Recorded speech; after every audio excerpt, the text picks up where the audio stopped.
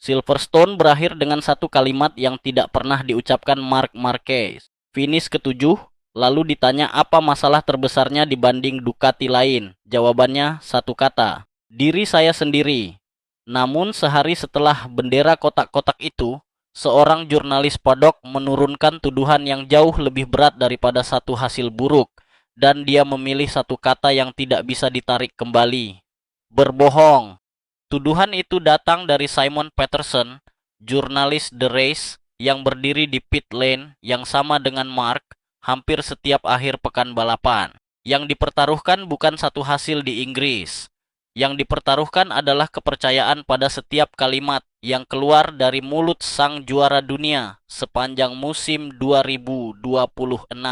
Pembalap menyembunyikan cedera adalah hal biasa di MotoGP. Nyaris bagian dari pekerjaan. Yang tidak biasa adalah pers pedok berhenti bersikap sopan, lalu menyebutnya dengan nama sebenarnya. Kalimat Peterson tidak menyisakan ruang tafsir. Mark berbohong kepada kami sepanjang waktu secara rutin soal kondisi fisiknya, ujar Simon Peterson di podcast MotoGP milik The Race. Kata kuncinya bukan berbohong, kata kuncinya rutin. Satu kali berbohong adalah refleks pembalap yang tidak ingin memberi amunisi kepada rivalnya. Pola yang berulang sepanjang musim adalah strategi, dan strategi selalu punya tujuan. Yang membuat tuduhan itu berbahaya adalah dukungannya. Beberapa orang di lingkaran dalam Mark sendiri mengatakan kepada Peterson bahwa keadaannya tidak seindah itu, dan bahunya masih sangat menyusahkan. Selama berminggu-minggu, publik membaca hasil-hasil itu sebagai motor yang tidak nyaman, atau sebagai ritme balap yang hilang entah kemana. Ternyata jawabannya jauh lebih sederhana, dan jauh lebih tidak nyaman. Tubuhnya yang belum pulih. Lapisan lengkap soal bahu Marc Marquez dibongkar sampai habis di sini. Mohon subscribe ke GP Insider ID sekarang, supaya Anda jadi yang pertama menerima video berikutnya. Satu subscribe dari Anda sangat berarti untuk kanal ini. Jejaknya bisa dirunut mundur, dan ujungnya bukan di Inggris. Ujungnya ada di Grand Prix Indonesia di Mandalika, Oktober tahun lalu, saat Mark terlibat benturan dengan Marco Bezzecchi. Sejak insiden itu, bahu kanannya tidak pernah benar-benar kembali ke kondisi semula. Bahu itu bukan bahu sembarangan. Ia menopang gaya balap paling agresif di grid, gaya yang menuntut tubuh menahan motor pada batas yang tidak masuk akal. Publik mengira urusan itu selesai begitu dia kembali membalap. Padahal Mei lalu bahu itu dioperasi lagi, dan kembali membalap tidak sama dengan kembali utuh. Pertanyaan yang paling mengganggu bukan sejak kapan bahu itu rusak, melainkan sampai kapan dia harus membalap dengan bahu seperti itu. Dan ini bagian yang jarang dibahas. Ternyata masih ada satu lapisan lagi, dan lapisan itu justru datang dari mulut Mark sendiri. Yang harus saya perbaiki adalah kekuatan bahu saya, kata Marc Marquez usai balapan Silverstone. Sebelum akhir pekan itu dimulai, dia sudah mengakui, lengan kanan saya bekerja dengan cara yang berbeda. Kalimat itu bukan bantahan terhadap Peterson. Kalimat itu justru pengakuan yang menopang tuduhannya. Disitulah letak persoalan yang sesungguhnya. Mark tidak pernah menutup rapat cederanya. Dia mengecilkannya. Setiap akhir pekan, kondisi bahu diletakkan sebagai catatan kecil, bukan sebagai penyebab utama. Sementara sorotan digeser ke setelan motor, ke pilihan ban, ke karakter lintasan yang katanya tidak cocok. Pertanyaan besarnya bukan lagi apakah Marc Marquez berbohong. Pertanyaan besarnya adalah apakah masih tersisa satu pernyataan Mark musim ini yang bisa dipakai sebagai data.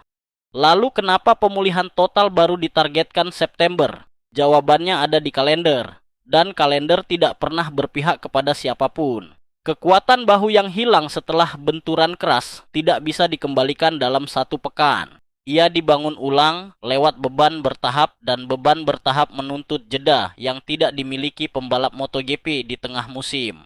Artinya setiap balapan sebelum September adalah balapan yang dijalani dengan tubuh yang belum siap.